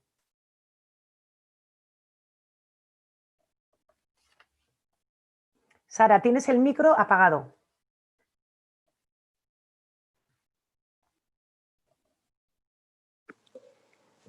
Buenos días, muchas gracias, Cristina, muchas gracias a UNICEF por invitarnos a participar. Lo primero es disculparme porque por motivos igualmente de otra reunión tendré que salir en aproximadamente 15 minutos. Y empezar pues agradeciendo eso, al trabajo del sector y a la participación del resto de mis compañeros y compañeras. La valoración sobre la ley de infancia, hacemos una valoración desde Ciudadanos, una valoración positiva, es un marco legal necesario y ahora actualmente, como sabéis, estamos en el proceso de enmiendas y por lo que apostamos es por mejorarla. Mejorarla para que haya una mayor protección a determinadas causas en lo que se refiere a violencia contra la infancia, como lo es la pornografía, por ejemplo. Estamos estableciendo en una de las enmiendas a que sea específicamente contemplada el derecho de todos los niños y las niñas a ser informados, a ser oídos, a que tengan una asistencia integral durante todo el proceso de su propia protección, accesible. Entonces vamos a intentar mejorarla y principalmente me quería detener en un ámbito y es el ámbito de la violencia institucionalizada, porque me parece que hemos tenido ejemplos en nuestro país que son lamentables. Hay que proteger los derechos fundamentales de los menores y cuando esos menores están a cargo de una institución, lo que no podemos permitir, como sucedió en algún caso escabroso, ¿no?, que tuvimos en Baleares, es que haya una vulneración de derechos y que automáticamente la institución que debe velar por su protección lo que haga es no solo vulnerarlo, sino que de alguna manera el menor se quede totalmente sin un cauce de protección. Ahí insistimos y vamos a insistir igualmente en lo que es nuestras enmiendas. Igualmente sabéis que desde Ciudadanos consideramos muy importante que la sociedad civil esté presente en todos los procesos y por eso apostamos porque la Conferencia Sectorial de Infancia haya una participación específica de la sociedad civil. En definitiva, nuestra valoración es positiva, es una legislación que vamos a apoyar y que vamos a intentar mejorar con las enmiendas que además agradezco desde las distintas entidades del tercer sector, de la Plataforma por la Infancia, donde estáis la mayor parte de las organizaciones, pues nos hacéis llegar incluso lo que intentamos es dar voz a esas necesidades que conocéis del terreno de a pie. En el ámbito, digamos, de los menores no acompañados, totalmente conscientes de cuál es esa realidad. Creemos que deben mejorarse muchísimas cuestiones, desde cuándo se hace esa primera acogida de los menores no acompañados y cómo se debe a raíz de ahí garantizar sus derechos y activar el propio sistema. Activar el sistema en una mejor identificación y cuáles son los procedimientos que tenemos para saber la edad de esos menores, siempre teniendo en cuenta que no deben ser procedimientos invasivos y que vulneren los propios derechos del menor. Creo que ahí se debe mejorar. Por otro lado, se debe mejorar el sistema de coordinación que tenemos que tener a nivel estatal. No puede ser que determinados centros estén saturados y en otros haya posibilidad de brindar una mejor atención. Y cuando hablamos de la atención de estos menores, por un lado, ver qué plan de trabajo se establece dentro de los centros, porque deja mucho que desear la situación en la que actualmente vemos se encuentran, tanto a nivel de adquisición de habilidades educativas, habilidades formativas, y luego cuando salen, lo que también nos parece muy importante es que haya un plan de trabajo posterior a los 18 años. Como bien habéis dicho, se dejan en la calle y sin ningún tipo de garantía de que van a tener un itinerario, un seguimiento y, digamos, una protección de estos menores. Y lo que de alguna manera nos parece lamentable es que se les esté condenando en muchas ocasiones a que no tengan ningún tipo de actividad que desarrollar, pequeñas delincuencias, pueden ser, como bien sabéis, víctimas de redes, de tratas, con lo cual todo esto lo conocéis muy bien desde las organizaciones que trabajáis en el sector y tenemos que abordarlo en un plan, digamos, en un plan posterior que se debe establecer. Así que creo que debemos replantearnos el actual modelo de intervención y desde Ciudadanos pues vamos a estar para hacer este tipo de propuestas que creemos que pueden mejorar la situación tanto de los menores tutelados como de los menores no acompañados. Únicamente también quiero añadir que me parece que la administración, si un menor sale del centro, se escapa, digamos, del centro y pasan 6 meses, también tenemos que hacernos mirar esa ausencia de responsabilidad que parece que después de 6 meses que no están en el centro ya se libera de responsabilidad la administración. Otra modificación que tenemos que tener en cuenta. Muchísimas gracias. Muchísimas gracias, Sara, por participar y poner encima de la mesa, además, cuestiones muy concretas que suponen pues, muchos desafíos, ¿no?, que tenemos por delante y aprobaciones y compromiso político que necesitamos para avanzar. Vamos a dar la palabra ahora a Lucía Muñoz, del Grupo Parlamentario Unidas Podemos. Adelante, Lucía. Muchas gracias. Bueno, yo creo que proteger a los niños, niñas y adolescentes es un deber de los poderes públicos, ¿no? Y este gobierno, pues con la aprobación de este anteproyecto de ley, pues está avanzando en el cumplimiento de este deber. Es una ley que busca dar respuesta a la obligación de proteger a los y las menores y por lo tanto es una ley que valoramos muy positivamente porque además es una ley que se propuso colectivamente y con aportaciones fundamentales pues, de técnicos, de expertos y por supuesto de organizaciones y colectivos de la sociedad civil. Es una ley que ahora mismo se encuentra en trámite parlamentario y digamos que está todavía abierto el plazo de enmiendas. Sois muchas las organizaciones que nos pedís que aceleremos ese proceso y que se acabe ya, digamos, el plazo de enmiendas, pero también es cierto que habéis sido un montón de organizaciones las que habéis hecho un montón de aportaciones y de enmiendas a esta ley y que claro, procesar toda esa información y luego negociar con los demás grupos parlamentarios, pues lleva un tiempo, y de todas formas creo que lo vamos a poder sacar pronto, y porque además es una ley que es de las primeras que se ha aprobado, porque es de los temas que este gobierno de coalición considera prioritarios, la protección de la infancia frente a la violencia, y por eso mismo pues es una ley que tiene que ser respaldada por un consenso político y social muy amplio, ¿no? Yo creo que esto ya no va de ideología, sino que proteger a los niños y niñas es una urgencia y es responsabilidad de todos y de todas. Respecto al tema de la atención a los niños y niñas que vienen solos, ¿no? Me parece que efectivamente hay que hacer muchos más esfuerzos para garantizar todos sus derechos, porque no están recibiendo un trato según la Convención sobre los Derechos del Niño, y bueno, hay que considerar que su condición de menor por delante de cualquier otro estatus, ¿no? Ya sea de su estatus migratorio, básicamente. Yo creo que en este sentido queda muchísimo por hacer, pero se están dando pasos, y por ejemplo en el reto laboral que aparece, ¿no? Cuando, bueno, siendo de 16 a 18 años, ¿no? Que es cuando pueden trabajar, pues esa autorización de residencia que se les da cuando entran en un sistema de protección. Ahora hay una instrucción por parte del Ministerio de Migraciones que les permite, que les facilita ese permiso de trabajo, ¿no? Entonces, estas cuestiones que se pueden hacer rápidamente hay que abordarlas con urgencia, porque es cierto que las situaciones que pueden estar viviendo son, digamos, que no se pueden permitir, ¿no? en una democracia avanzada como la nuestra, y por tanto pues tendremos que ir avanzando en establecer programas y en un modelo integral, ¿no? que permita pues una inserción laboral y habitacional que vaya más de los 18 años. Nada más, y muchísimas gracias otra vez. Muchísimas gracias, Lucía.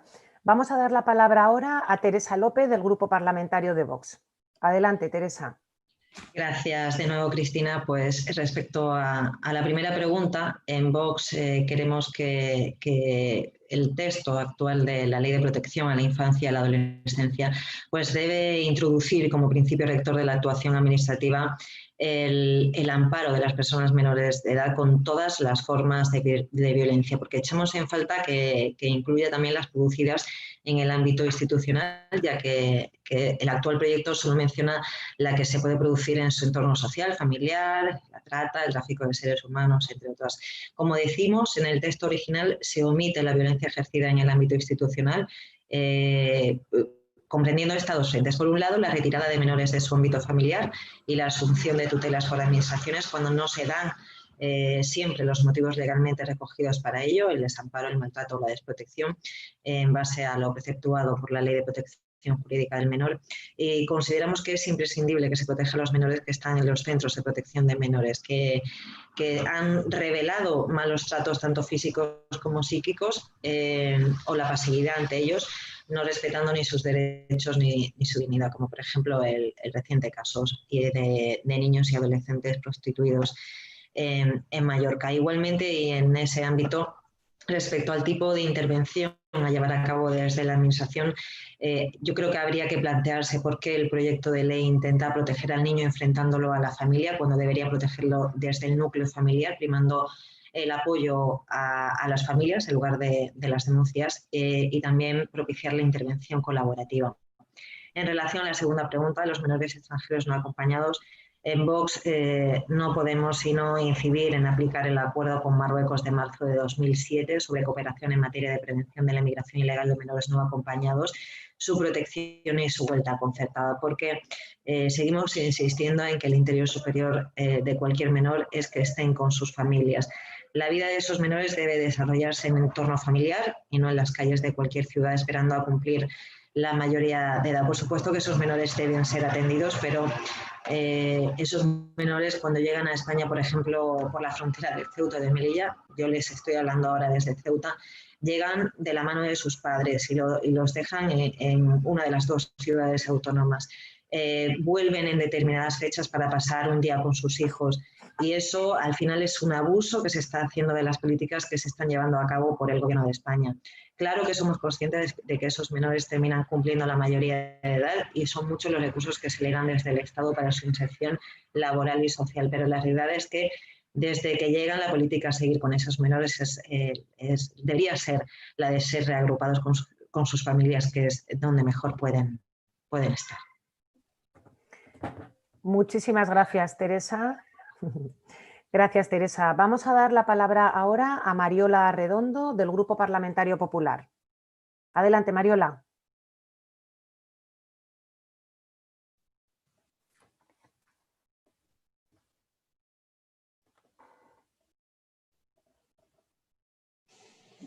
Gracias, Cristina. Bueno, pues, ¿qué valoración hacemos de la ley?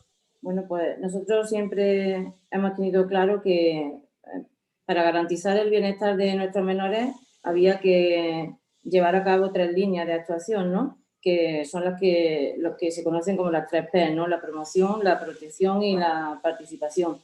De la promoción y el apoyo a la familia, pues he hablado en el primer punto, por lo cual no me voy a extender. En segundo lugar, la protección de los menores que se encuentran en una situación de vulnerabilidad, ya sea por desamparo o por cualquier otra circunstancia.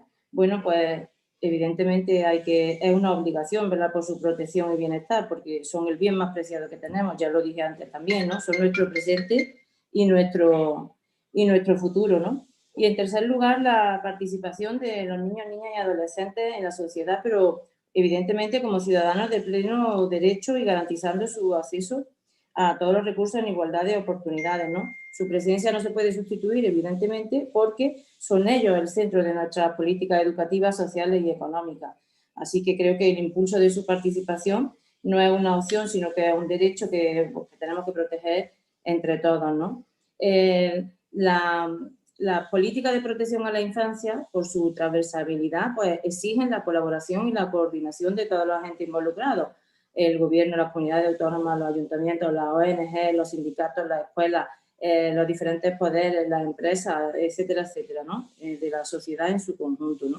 Y tengo que mencionar, pues, a Dolores Montserrat, ¿no? Porque siendo ella ministra de Sanidad, pues fue la primera que vio la necesidad y la puso de manifiesto de trabajar por un pacto de Estado por la infancia que abordara, pues, desde un consenso político y territorial la protección de la infancia, ¿no? Propuso una subcomisión para analizar todas las propuestas y el objetivo era llegar entre todos más lejos y mejor en la protección, ¿no? En la promoción y en la participación de estos niños.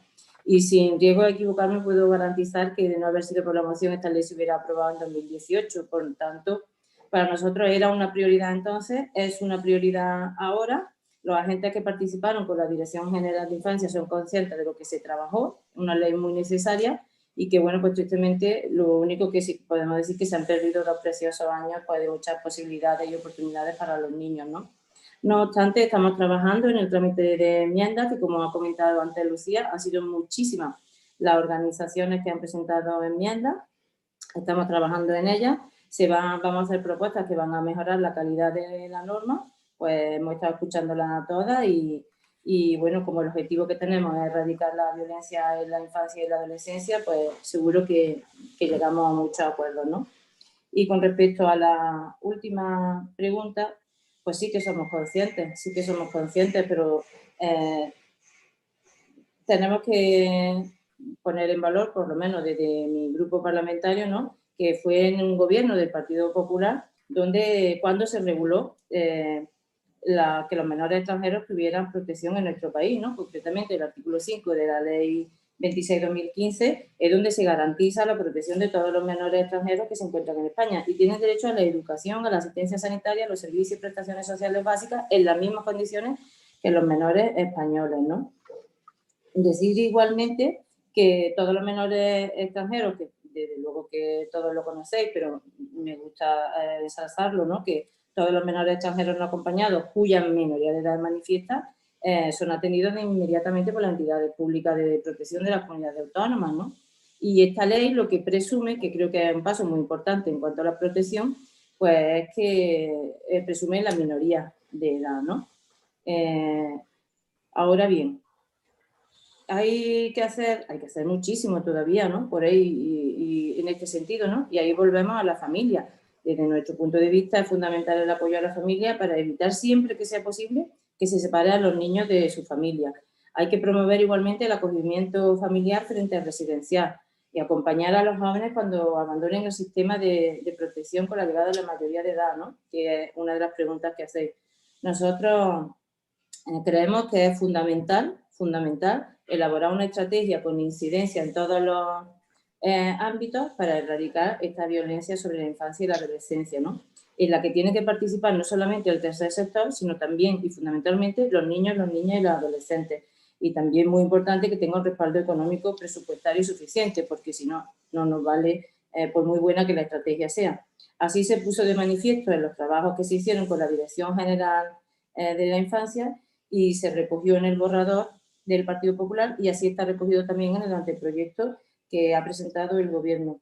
Creo que es fundamental la elaboración de esta estrategia, sobre todo su puesta en marcha, y que ahí creo que vamos a tener mucho consenso porque en realidad todos tenemos, el último objetivo lo tenemos todos en común y todas las organizaciones nos han pedido un esfuerzo especial y particular en que sea lo más consensuada posible y yo creo que todos los partidos estamos en esa disposición y lo vamos a conseguir.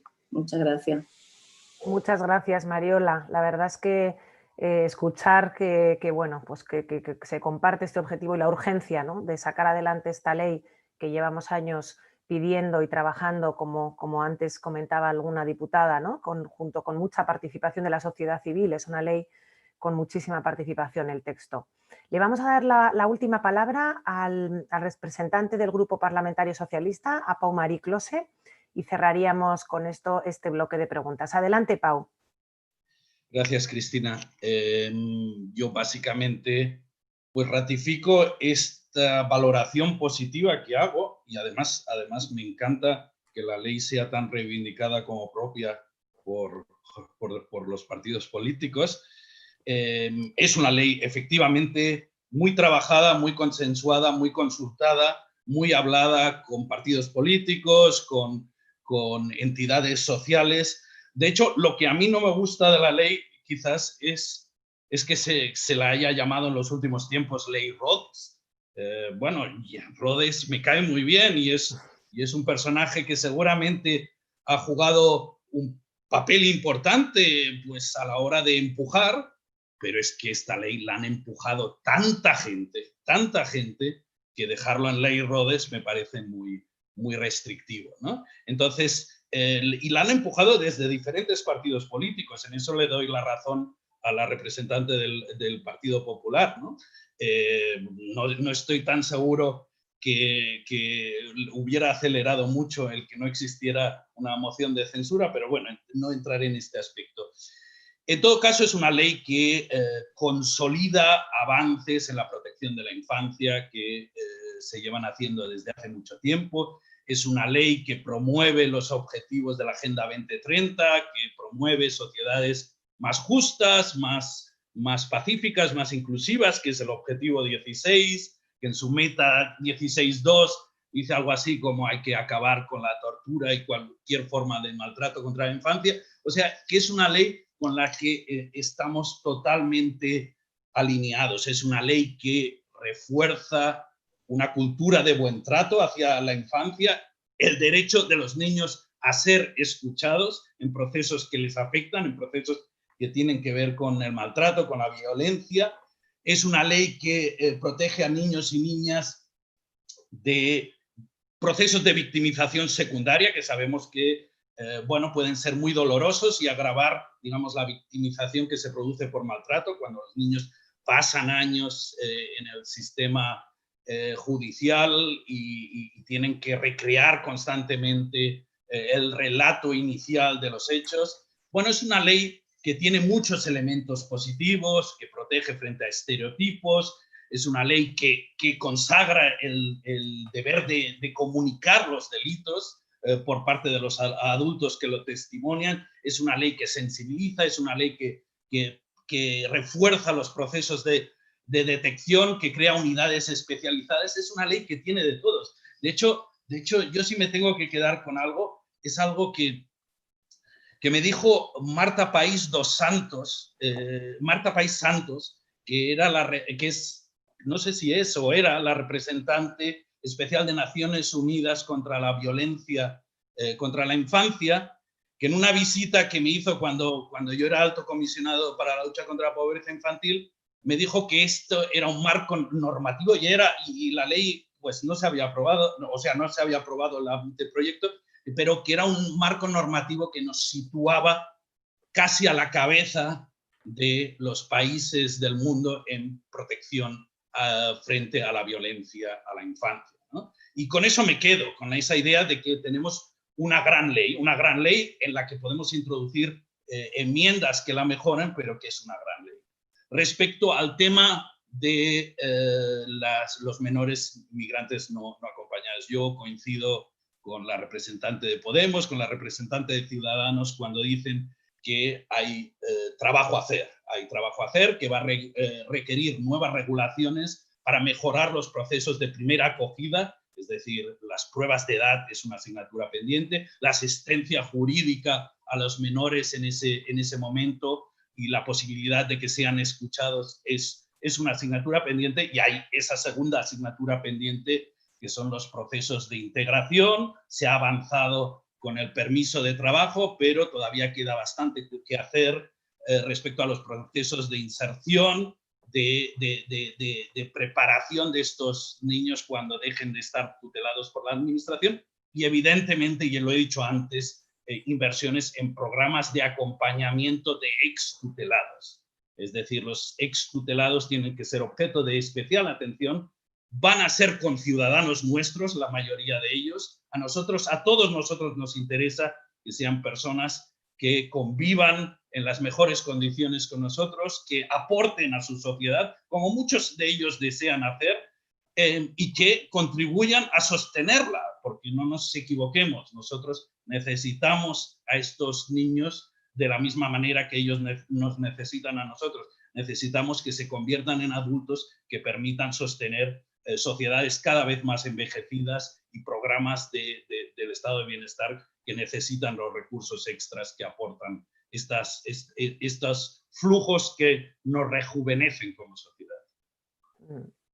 Muchísimas gracias, Pau. La verdad es que, bueno, escuchar a portavoces, ¿no?, a responsables políticos sobre asuntos tan importantes ahora mismo, que se están debatiendo, que esperamos se aprueben rápido como esta ley en el Congreso, pues es muy importante para todos los espectadores, ¿no?, y para todos nosotros el ver las diferentes perspectivas y también coincidentes en muchos aspectos, el identificar esas asignaturas pendientes que tenemos por delante. Bueno, pues es realmente interesante, ¿no?, conocer y escucharos.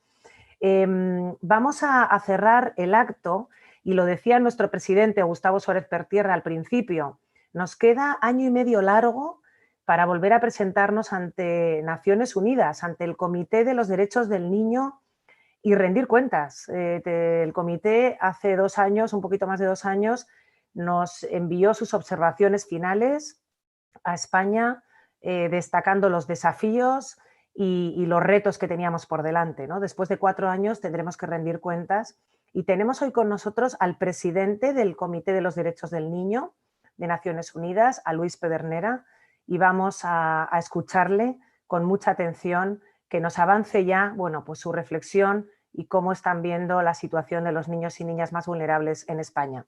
Adelante, Luis. Gracias, Cristina. Buen día a todos, un saludo desde Montevideo, desde la madrugada montevideana. Quiero agradecerle a UNICEF la posibilidad de estar presente en este intercambio y ver cómo los grupos políticos coinciden en muchos temas sobre la infancia de España.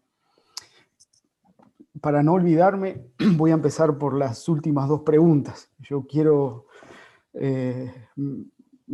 me provoca agrado escuchar las coincidencias en el tema de la Ley Integral contra la Violencia hacia los Niños, una ley que lleva más de 10 años y la contamos desde la primera recomendación que le formula el Comité de Derechos del Niño al Estado español y que ha pasado varias administraciones. Y en eso coinciden todos los grupos políticos en la necesidad y pertinencia de esa ley y de la mejor ley para proteger a los niños contra la violencia. La otra cuestión, el tema de la niñez migrante. Yo me permito recordarle a los representantes políticos de España que el comité, bajo su actuación del tercer protocolo de peticiones individuales, tiene casos resueltos y le ha pedido a España que revise el proceso de determinación de la edad, la presunción de minoría, y esos casos ya llevan varios años en que el comité ha tomado decisión. Pero también nosotros hemos tomado medidas cautelares sobre un grupo de niños que se encuentran en la frontera, en Melilla, que están pidiendo ir a la escuela. Y esa cuestión en España, que está comenzando el ciclo escolar, debe ser rápidamente atendida. El tiempo de los niños no es el tiempo de los adultos, y eso tenemos que grabárnoslo a fuego para recordarnos permanentemente que los niños necesitan máxima prioridad.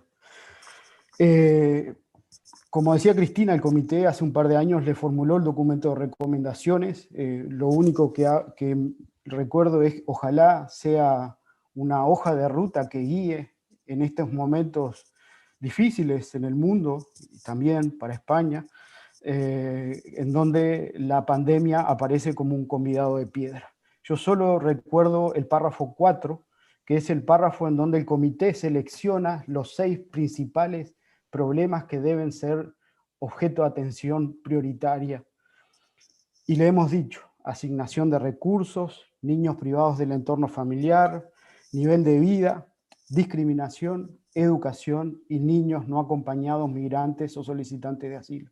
Esos son los 6 puntos que el comité ha priorizado en el párrafo 4 y que necesitan y que han sido planteados en el correr de estas 2 horas de intercambio como temas prioritarios de la agenda del Estado español. Los problemas sobre los que ustedes han discutido no son problemas nuevos. Lo que sí ha hecho la pandemia es que los ha agravado. A mí me gusta decir, los hizo estallar frente a nosotros. Pero estos problemas acarrea la infancia, puedo decir, en el mundo durante mucho tiempo.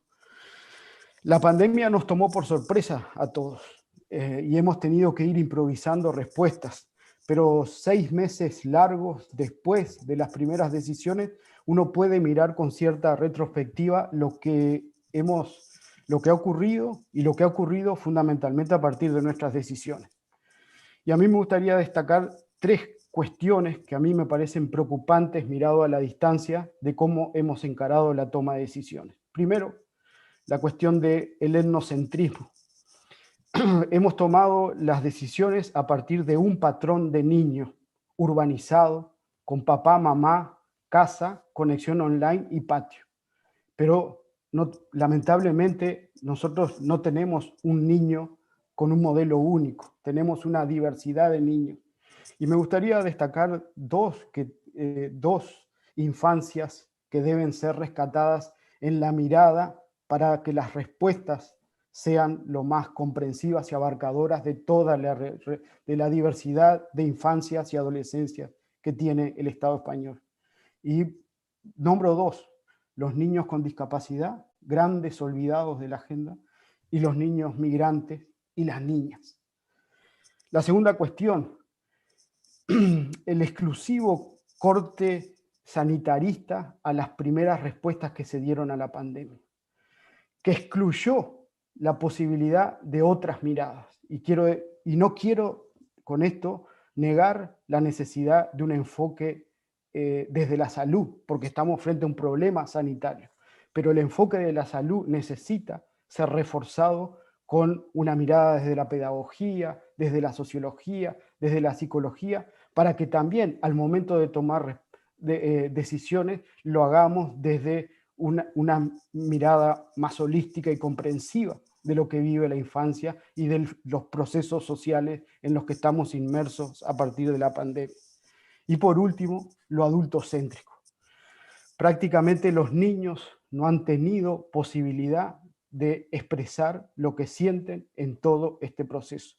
Y yo no me canso de decir, me sobran los dedos de mis manos para hablar de los jefes de Estado que se pusieron en contacto con los niños, les preguntaron cómo estaban viviendo, quisieron conocer sus expectativas, sus miedos, sus esperanzas sobre este momento. Y han sido mujeres las que dialogaron con los niños. En esta lógica, yo creo que algunas cuestiones, no quiero hacer una lista completa, pero sí tirar algunas cuestiones que han estado planteadas en la mesa. Primero, blindar presupuestos y recuperar de que en infancia no se gasta, en infancia se invierte, y que la inversión en infancia le devuelve al Estado en el proceso de crecimiento de los niños mucho más de lo que se invierte inicialmente. El cálculo estimado es que por cada dólar invertido en infancia hay una devolución de 7. Esas son las perspectivas más pesimistas, ¿no? Pero necesitamos blindar presupuestos con esa lógica de que lo que se invierte en infancia no es un gasto. La segunda cuestión, repensar la escuela y la pedagogía. Una cosa es indiscutible, que el cierre de las escuelas es malo. Podemos discutir la apertura de las escuelas, pero lo que sí nos está exigiendo la pandemia es repensar los dispositivos educativos y los procesos pedagógicos a la luz de la pandemia.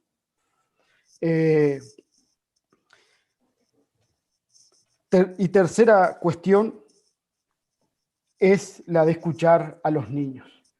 Los niños necesitan información adaptada a su edad para conocer el momento histórico que estamos viviendo como sociedades, para disipar sus miedos, para acompañarlos, pero también para poder recibir de ellos, que es una voz nueva, la voz de los niños es una voz nueva en el escenario social, recibir también su perspectiva. No para desplazar responsabilidades. Las responsabilidades son nuestras, son adultas y son institucionales, pero sí para tener una voz fresca que nos plantee otra perspectiva en el escenario de las relaciones sociales. Se necesita en estos momentos creatividad. Y creatividad no para pensar una nueva normalidad, sino para pensar nuevas realidades. La pandemia es la confirmación de que como estamos viviendo no es una forma buena para los niños. Y por lo tanto es necesario construir nuevas realidades de la mano de niños, niñas y adolescentes. La convención de los... Yo termino aquí. En un ratito tengo que comenzar la sesión con Ginebra, que estamos en sesiones online. Pero a mí me gustaría terminar diciéndole que la Convención de los Derechos del Niño es el documento de Naciones Unidas con más aceptación universal. 196 estados la han ratificado. Como dice mi amigo Jorge Cardona, 196 y medio, porque Estados Unidos no ratificó la convención, pero sí ratificó los 2 protocolos opcionales a la convención. La convención, con ese nivel de ratificaciones inédito en el ámbito de Naciones Unidas, nos indica una sensibilidad global hacia la infancia que es inédita en la historia de la humanidad. Pero esa sensibilidad y esa pose que los adultos y las instituciones adoptamos en relación a los niños no debe ser solo eso, retórica y pose. Necesitamos avanzar en algo diferente hacia los niños, porque Los niños no son prescindibles de nuestros proyectos sociales. Y ustedes que son políticos lo tienen que saber mejor que yo.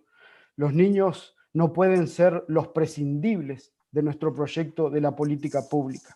Y con la no prescindencia de los niños tenemos que reafirmar una cuestión, y es que las vidas de los niños en estos momentos de pandemia es necesario remarcarlas como vidas que merecen ser vidas dignas de ser vividas. Yo les agradezco la posibilidad a UNICEF de poder estar, aunque sea este tiempo, para compartir con ustedes. Lo online me ha permitido estar más cerca. He sido el primer presidente de habla hispana y los países de habla hispana me han aprovechado bastante y lo online ha facilitado. Y espero, después de haber escuchado, que pronto España sea una referencia con su ley de violencia aprobada, y también en las formas en tomar nuestros documentos de conclusiones y observaciones y tratar de implementarlo lo mejor posible en la realidad de los niños, las niñas y sus familias. Muchas gracias. Muchísimas gracias, Luis. La verdad es que ha sido un lujo tenerte. Qué inspiradoras tus palabras, qué importante cuando hablabas de tener creatividad. Nosotros decimos, queremos reimaginar un mundo para la infancia, ¿no? Un mundo con equidad, un mundo en el que todos los niños y niñas tengan sus derechos garantizados, ¿no? Eso es lo que creo que nos une en este espacio, tanto a las personas que estamos hablando como a todos los asistentes online que nos están escuchando. Vamos a cerrar aquí. Lo primero que me gustaría es agradecer de verdad infinito a todos los ponentes, a todas las personas que habéis estado con nosotros, a las entidades sociales, a los responsables políticos, a todos, bueno, a los niños y las niñas cuyos testimonios tenemos en la landing que podéis visitar, que han participado también en el informe que hemos presentado, y que esta tarde además un grupo de niños de consejos locales de infancia de las ciudades amigas de la infancia tendrán un encuentro con el secretario de Estado de Derechos Sociales y le van a exponer, bueno, pues cómo ven ellos también esta realidad, ¿no? Ellos han participado muchísimo en el informe, como no podía ser de otra manera. Agradecemos infinito el trabajo coordinado del sector de infancia con todos los responsables, con los grupos parlamentarios, con los responsables políticos, con los distintos órganos de gobierno. O sea, realmente tenemos un contacto permanente y un trabajo pues, muy estrecho, y esto es fundamental, ¿no? para avanzar. Este espacio de escucha que hemos tenido hoy, que era inviable tener un debate, como os podéis imaginar, era inviable, pero ha sido un espacio importante de escucha y de trabajo conjunto, ¿no? Para entender mejor dónde estamos cada uno con esa meta que creo compartimos todos, ¿no? De defender a la infancia. Nosotros como UNICEF vamos a seguir impulsando este tipo de espacios para exponer diferentes puntos de vista. Hemos recogido preguntas del público a través de YouTube que haremos llegar a los responsables políticos. No podíamos responder a las preguntas, imaginaros que llevamos casi 2 horas y bueno, y era inviable también que entraran las preguntas ahora mismo, pero sí las vamos a responder, las vamos a hacer llegar a los responsables políticos. Seguimos trabajando con y para la infancia, sin descanso. Ahí vamos a estar todos a una con esa meta común que tenemos. Así que gracias a todos por participar, por vuestra asistencia. Hasta pronto y seguimos trabajando a tope con y para todos los niños y niñas del mundo. Gracias.